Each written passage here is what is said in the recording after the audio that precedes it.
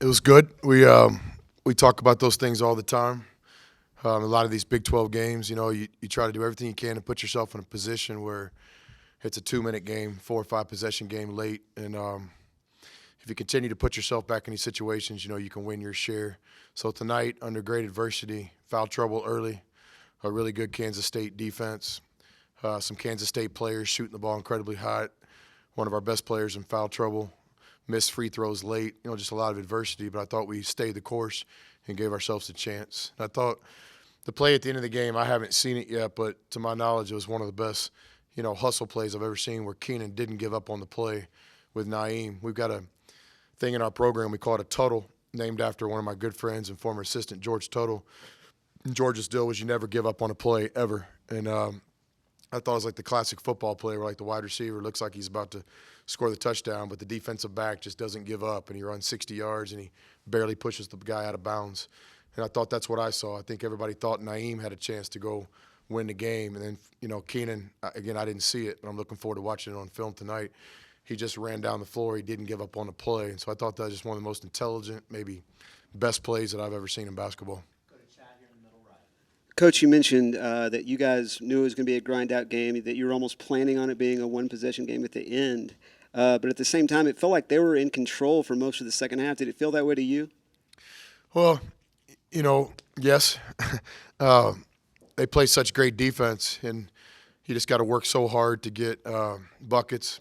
And then they really had us on our heels, like they shot 65% in the second half. And so we've got a lot of things to fix with our defense, but give our guys credit. I told the guys at halftime, I thought we were getting good shots. We were just pressing. They were switching a little bit. We could fix that. We could help our players by bringing the offense up higher. And I said, guys, we're going to shoot 50% this half. I got that, but you got to meet me halfway on the defensive end. And, to win the game, them shooting 65 in the second half is just a special effort by our guys. We got to the free throw line. We made some free throws in the middle of the second half where we were just trying to stay in the game. And then we made some great plays late. Coach, I'll ask you about the turnovers as well. 6 isn't a bad number for the first half. Was that anything intentional at the halftime break that you delivered, or did they just work it out themselves and cut down on it in the second? It's been a big emphasis. I think at Kansas we played some good basketball, but too many turnovers. Iowa State, we played well enough to maybe have a chance to win that game. Too many turnovers. It's been a real focus in practice. We've tried everything. I mean, when we're eating dinner tonight together as a team, we make sure we don't drop the forks and spoons. We circled up the other day in practice just with one ball and passed it to each other. And we looked at all of our turnovers at Kansas, and then we went out there and simulated the same play. And so I've asked the players, I've asked everybody that I've worked for and with, any suggestions. So just anything we possibly can think of to try to fix that, we did this week. And it was great to see some carryover from all of our work and attention to the court. Because I thought, obviously, tonight you see like each possession so valuable. And if we'd have had one more turnover in this game, then, I'd be sitting here in a different mood. Is tonight just another example, obviously, particularly in the second half, just seeing Keenan continue again and again to grow in his role and become more of a scorer? Yeah, I think so. Give his teammates credit. A lot of good passes, a lot of good screens for Keenan tonight, a lot of good spacing. Thought Devin played a good floor game with 5 assists. Our big set some good screens in the second half, and then Keenan did what was asked of him tonight to score the ball. So it starts with his teammates. But then I give him a lot of credit. As a younger player, if you don't play well in the first half and you sit there and at halftime, it's kind of hard to get yourself going. But I thought Keenan, I liked his poise. I liked his eye contact at halftime. And I think he understood that we were fortunate to be in the game at half. I like the way we ended the first half. Some of our better players on the bench, we had to keep it within reach. At Kansas, we get it to 4 or 5, and then we have the 2 turnovers, the technical and all that. Tonight, that was a big focus, and we called that timeout. I think about 2 minutes left. Guys, we got to get to the locker room with this thing manageable. So I thought that was a pivotal point in the game. Is how we ended the first half. Coach, second half, a lot more consistency and flow from the offense. Would you say most of that would be attributable to Keenan's presence out there? As he sat out for half of the first half. Was it adjustments and other things as well?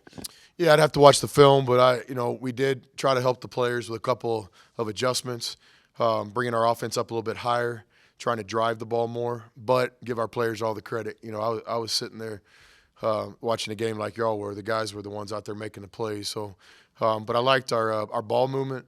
We had several possessions where we went side to side 2 or 3 times. We had, I think, 7 possessions where we passed the ball more than 4 times in the second half. And when we do that, it makes the defense shift. Like Kansas State plays great defense. Just ask Maryland, ask Kansas, ask anybody. And if you come down the floor against Coach Weber's teams and you just try to attack, the defense is set. You've got to get the defense moving.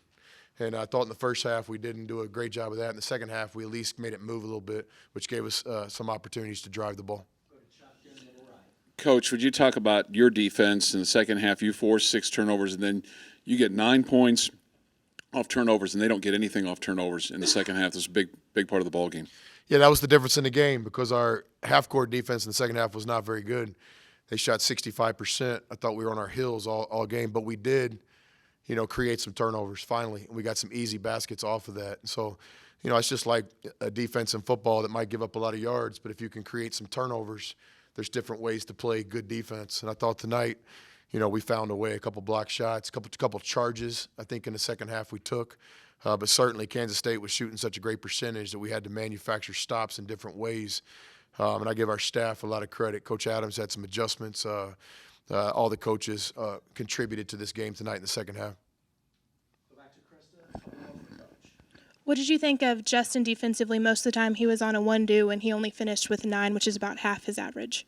Yeah, Justin does all those things that maybe don't show up in the stat sheet, but he plays really good games. And I never really know the beauty of his game until I watch the game later tonight. And then he makes so many plays, whether it's a rotation or a tip ball or helping or getting something organized. And so, he's the backbone of our defense in a lot of ways. He can guard different positions.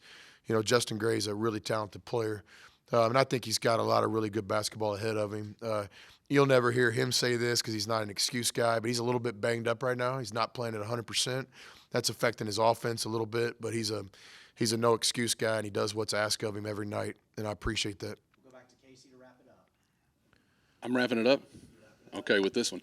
Coach, at Little Rock, did you have as many guys beefing with you in the handshake line, or is that just a new thing at Tech? Say it again? Last 2 games here, people have taken issue with you in the handshake line. It seemed like a player last week from West Virginia, a coach tonight, had some salt left over, it seemed like. How do you handle that situation? Yeah, that's not an issue. I have a lot of respect for the players. Like I feel like I've been on a journey with the other team because when we get on the airplane after the Kansas game, I start watching K-State, and I watch them all week. I feel like I know the players. And like I told Johnson after the game, I got a lot of respect for how he's come back from an injury and the kind of player he is. That's difficult to do, man. And so I just like to, and maybe it's me. Maybe I just need to shake hands and move on. But I like to, when there's a player that I respect, I like to say, hey, good job, good game, we'll see you later. And that's probably on me. In professional sports, I coached pro sports that 1 year, and, you don't shake hands, you just wave. And so when I got back to college, I enjoy, and it's not just when we win, too.